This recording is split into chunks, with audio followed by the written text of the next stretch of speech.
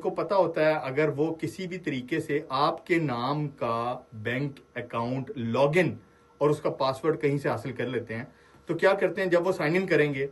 Obviously उसकी जब two way authentication आपके पास मोबाइल फोन नंबर पे या व्हाट्सएप नंबर के ऊपर जाएगी,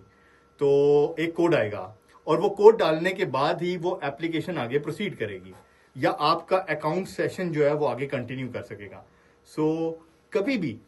अगर आपको किसी ऐसे प्राइवेट नंबर से कॉल आती है, बल्कि जो बैंकिंग के रेलेवेंट लोग हैं जो कि कस्टमर सर्विस से रिलेटेड हैं, वो कहते हैं कि बैंक कभी भी आपसे फोन करके आपकी पर्सनल इंफॉर्मेशन इस हवाले से कि जी टू वे ऑथेंटिकेशन कोड क्या है, आपका ऐप का यूजर आईडी क्या है, पासवर्ड क्या है, डेट ऑफ बर्थ, ये कभी भी कॉल करके नहीं पूछेंगे। ठीक है, तो अगर आपको कोई ऐसी कॉल आती है,